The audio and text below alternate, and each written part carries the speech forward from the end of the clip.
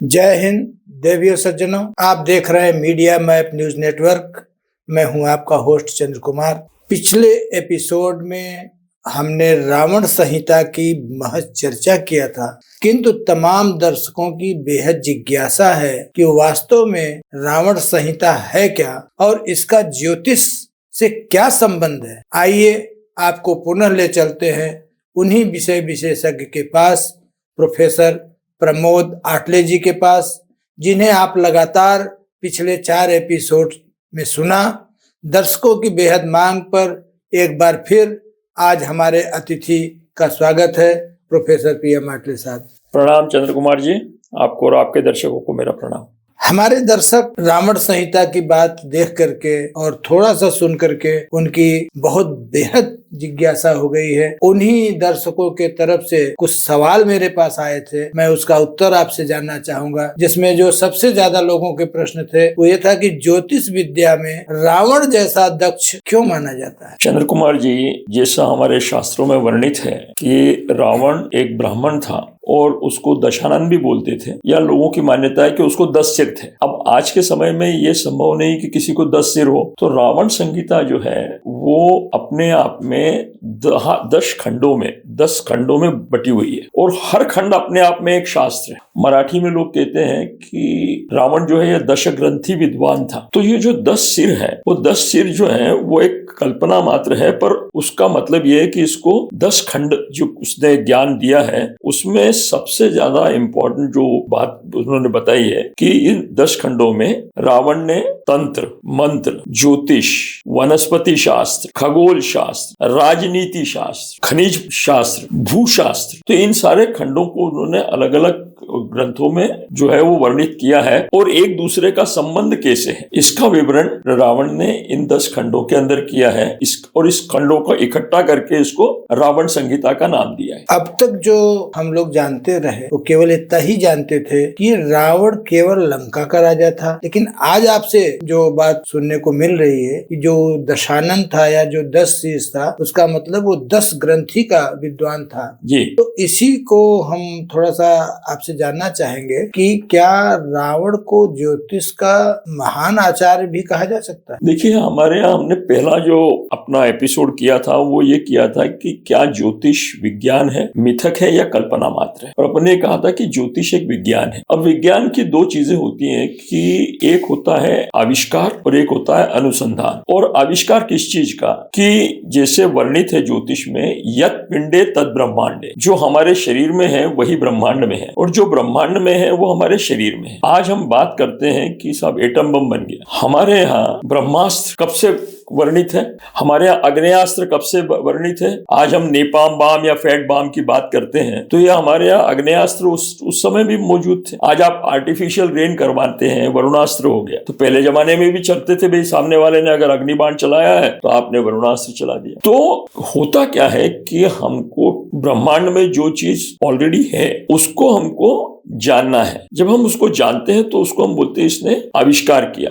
अब उस आविष्कार के ऊपर अनुसंधान होता है जिसको हम रिसर्च बोलते हैं। तो हम उस ज्ञान को और ज्यादा जानने की कोशिश करते हैं कि भाई इसमें कितनी और सटीकता आ सकती है। तो आप ये देखिए कि अंग्रेजी में एक कहावत है, to err is human and to forgive is divine, कि मनुष्य भूल करता है पर माफ करना जो है वो परमात्मा की इच्छा होती है कि भाई उसको माफ भी किया जा सकता है। तो ज्योतिष में आज आप देखिए कि हम लोग एक जो टेबा बनता है या जन्म पत्री बनती है उसमें मोटा मोटी 9 ग्रहों की चर्चा करते हैं, जबकि फिर से अनुसंधान हुआ कि सूर्य के सौर मंडल में हर्षल, नेपच्यून, यूरेनस, इसको हम अभी बहुत कम लोग इसका उपयोग करते हैं उसकी गणना का। पर कभी आपने ये सोचा है कि मनुष्य के शरीर में एक टाइम था जब लोग कहते थे सेल या कोशिका ये सबसे छोटा चीज है, उसके बाद क्रोमोसोम जीन्स आए, क्रोमोसोम जीन्स के बाद में फिर डीएनए आए, आरएनए आए। तो ब्रह्मांड में जितने भी गैलेक्सीज हैं या जितनी भी सौर मंडल हैं, जैसे सूर्य का सौर मंडल है, उन सब का हमारे शरीरों के ऊपर क्या परिणाम होता है, और इन सब चीजों का रावण ने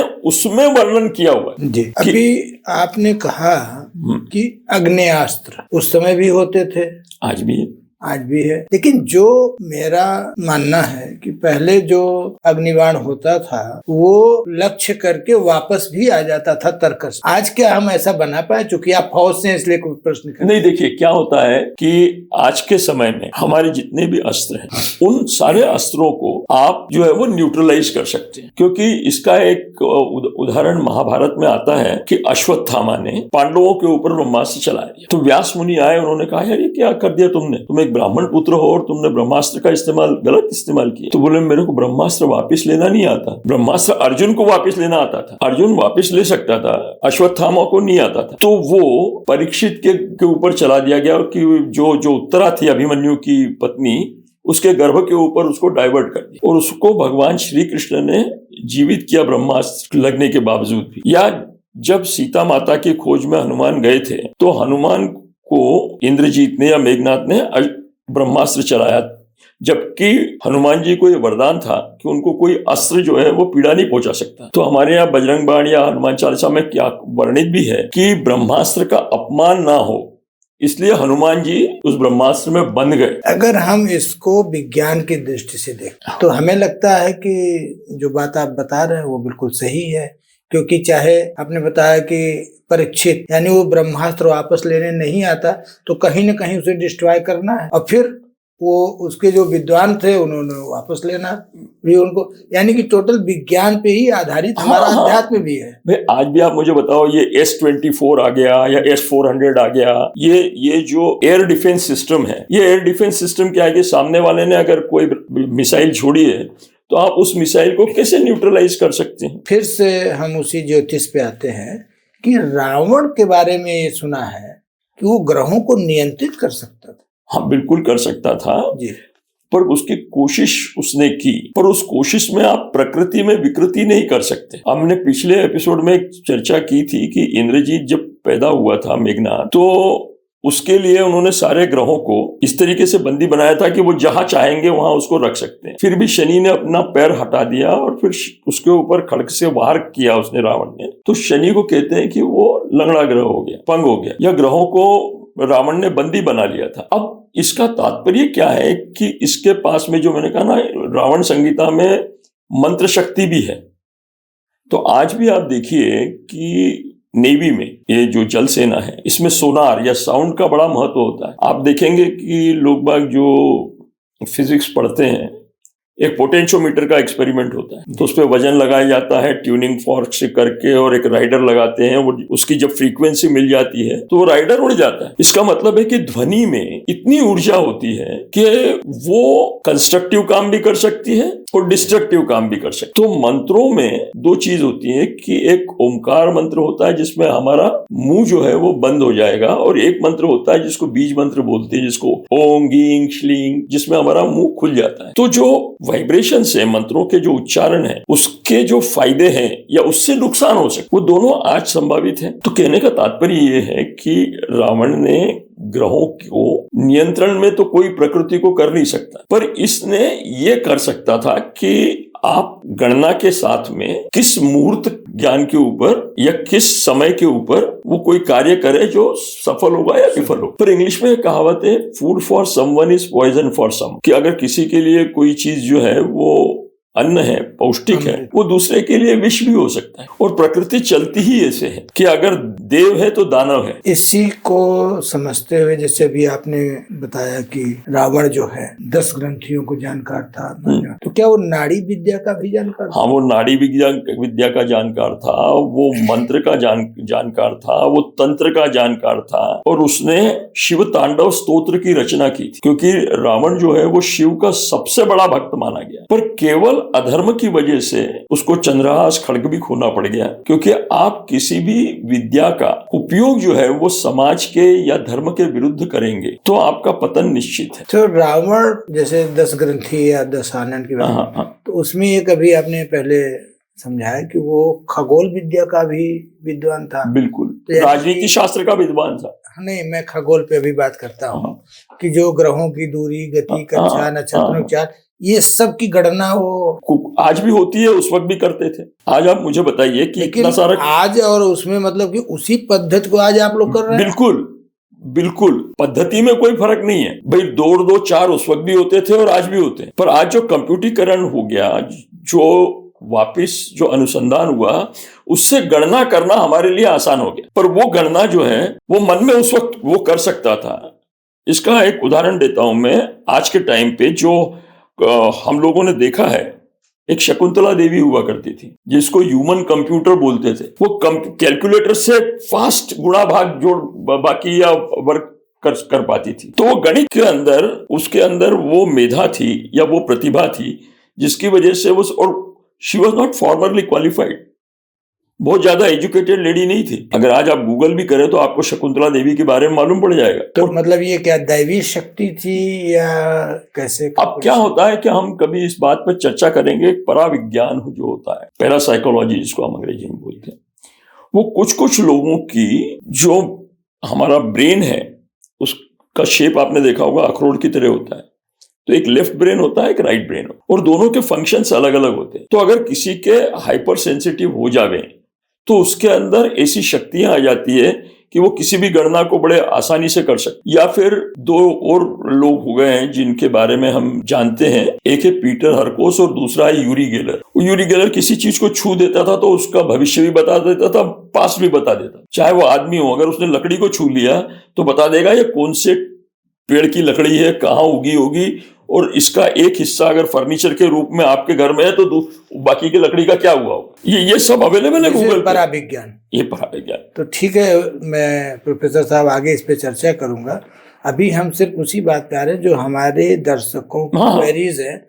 तो कुछ दर्शकों का, और आपने अभी बहुत कुछ क्लियर भी कर दिया कि जो उनका 10 सिर था या 10 आनन कहा गया, तो पूरा का पूरा क्या इसको हम ज्योतिष से मान लें? नहीं, ज्योतिष एक हिस्सा है। हाँ, उनमें से ज्योतिष जो रावण संहिता है उसके 10 खंडों में से ज्योतिष केवल एक हिस्सा है। और इस हिस्से में भी कई, जैसे अपन ने इसके ऊपर चर्चा की थी कि ज्योतिष एक प्रकार की लिपि है, और दूसरा ज्योतिष का मतलब होता है ज्योति इज लाइट, मतलब प्रकाश, और ईश इज ईश्वर। तो ये ईश्वर का प्रकाश है। यह आपको जीवन में क्या क्या संभवित हो सकता है उसके बारे में जानकारी देता है, और आप उसके उपाय करना चाहो तो उसको कर सकते हो। ये एक बहुत छोटा सा प्रश्न है उपाय पर, कि रावण क्या ज्योतिष का प्रयोग करता था? बिल्कुल करता था, युद्ध में बिल्कुल करता था, बिल्कुल करता था, नहीं तो इतने दिन तक वो युद्ध खींचता ही नहीं। आप मुझे बताइए कि नागपाश में राम और लक्ष्मण दोनों को बांध दिया गया था। ये एक प्रसंग है, ठीक है ना। और जब भगवान विष्णु ने मानव अवतार लिया तो उनके सारे लोग, जो शेषनाग थे वो लक्ष्मण बन गए, शंख जो थे वो भरत बन गए, चक्र थे वो शत्रुघ्न बन गए। उन्होंने गरुड़ को साथ में नहीं लिया था, तो गरुड़ बहुत नाराज हो गए थे। तो हनुमान जी जब नागपाश में राम लक्ष्मण को बांध दिया तो गरुड़ के पास गए, भैया इसको तो आप ही कर सकते हो। बोले मैं क्यों आऊं, उन्होंने मेरे को बुलाया ही नहीं, जब सबको लेगा मेरे को क्यों छोड़ दिया। तो हनुमान जी को बुद्धिमताम वरिष्ठम भी बोलते हैं। उन्होंने कहा नारायण ने आपको आज के दिन के लिए साथ में नहीं लेगा, अगर आप भी साथ में आते तो फिर उसको कौन बचा पाता। तो अच्छा, ये सारी चीजें रावण को पता थी। अच्छा, क्योंकि रावण पूर्व जन्म में उसके विष्णु के दरबारी के रूप में होते थे। जय विजय ऐसे 2 दरबारी थे, तो उसमें से एक रावण हो गया था और एक कुंभकर्ण हो गया था। हाँ, ऐसे ही एक हिरण्याक्ष और हिरण्यकश्यपु बन गए थे, क्योंकि ब्रह्मा के मानस पुत्रों को इन्होंने रोक दिया था कि अभी वैकुंठ में आप भगवान विष्णु के दर्शन नहीं कर सकते। क्या इसीलिए रावण को ज्योतिषी का महापंडित कहा जाता है? शायद हाँ, वो तो महापंडित वैसे ही था, सिर्फ ज्योतिष का नहीं, वो आयुर्वेद में भी था। आज हम ज्योतिष पे चर्चा मैं बता रहा हूं आपको कि जब अपन रावण की बात करते हैं या रावण संहिता की बात करते हैं तो अपने को ये सारी चीजों का जानकारी होना चाहिए, और ये सब एक दूसरे से कनेक्टेड है, मतलब संपर्क में। अब उदाहरण के लिए मैं बताता हूं आपको कि शनि को लोहे का कारक माना गया है। हमारे शरीर में, बॉडी में लोहा कहाँ है?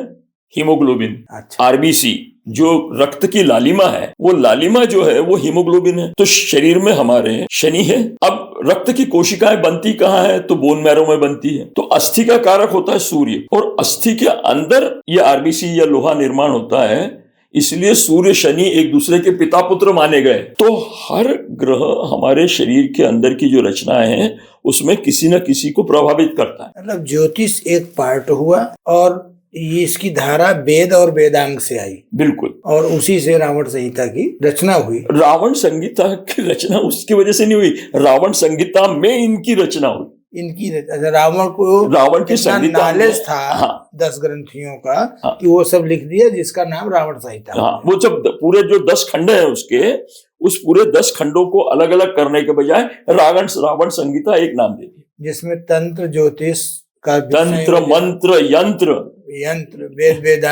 वेदांग ये सारी चीजें जो है वो रावण संहिता में आती है। तो ज्योतिष उसका एक हिस्सा है। आप इतने खुद प्रकार विद्वान हैं, हम चूंकि दर्शकों की क्वेरीज जो हैं और उनके जो प्रश्न थे मैं उसी पे बात आपसे कर रहा था। एक मेरा प्रश्न इसी पे है कि क्या ज्योतिष में और भी कोई संहिता प्रचलित है रावण के अलावा? देखिए, भृगु संहिता है जो भृगु ऋषि ने की, पाराशरी है जो पाराशर ने की है, नीलकंठी है। तो ज्योतिष में क्या है सर, हर एक ने अपने अपने हिसाब से उसका विवेचन किया हुआ है और काल के हिसाब से, जिसको हम कहते हैं स्थान काल और पात्र, उसकी लोगों ने अलग अलग परिभाषा। जैसे मैंने कहा कि ज्योतिष एक विज्ञान है, तो इसमें एक आविष्कार हो गया, अब उस पर अनुसंधान चल रहा है। तो आज जो भी ज्योतिषी है वो उसके ऊपर अनुसंधान कर रहे हैं, रिसर्च कर रहे हैं, सर्च नहीं कर रहे हैं। सर्च तो ऑलरेडी हुई है।